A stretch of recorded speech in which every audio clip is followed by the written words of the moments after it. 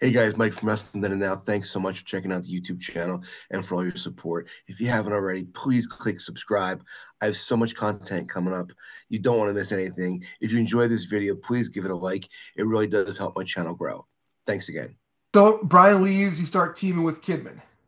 Yeah, and that I felt was one of those things. It's funny too, because early on we had done these house shows, and one of the first loops we did was Madison Square Garden. I couldn't wait to tell my father because he and I, are big basketball fans, and he had his serious doubts about wrestling. And so when I was able to be like, I get to work at like Madison Square Garden this weekend. It's just a house show, it's not televised or anything, but like it was a neat moment. Right. But I remember at Madison Square Garden, Brian and I would do this spot because the shooting star was kind of the thing that I had used in the Independence and Ring of Honor and all this stuff. And at the time, I felt like I can do this better than anybody. Well, when I got up there, I already knew better. It was like, I know that Kidman's already using this move, so I'm not even going to present it because you don't do other people's finishers. So that's why I started using this 450. But there was a spot that Brian and I would use where Brian, as a false finish, near fall at the end, where Brian would either off of a cell or off of something, he would be on all fours, and I would run and do the running shooting star off of his back. Right.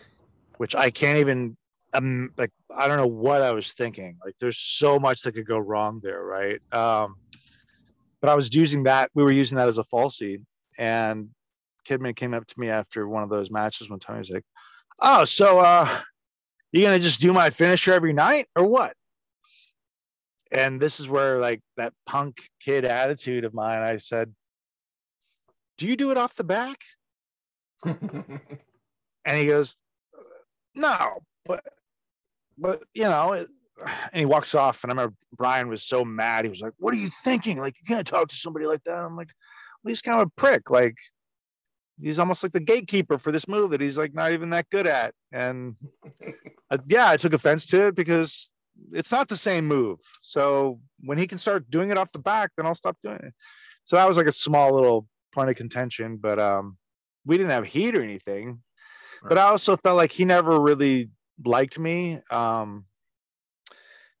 Kidman wasn't my favorite person to team with. We got along. I was a fan of his growing up, so it was kind of one of those things where you'd hope that you could become friends with somebody, but it's just not in the cards. To me, at least, he was the kind of partner who would throw you under the bus to kind of save his own ass. If everyone's like dogging on somebody in the locker room and he doesn't want to get clowned on, like, he'll gladly throw you under the bus to avoid getting any heat. And I just thought, like, this guy sucks. I get along fine with Tori. Like, she's a sweetheart. And maybe that's part of why, but we never talked when we weren't on the road. We never rode together. None of that. I think it was one of those things where they thought, oh, this guy's wearing short shorts and he's got dark hair. Hey, this guy we're not doing anything with, he's also got short shorts. And you know what? Let's team these guys. That's a pretty brilliant idea. Let's put these guys together. They both climbed to the top rope. We don't really watch the matches after that, but let's just throw them together, see what happens.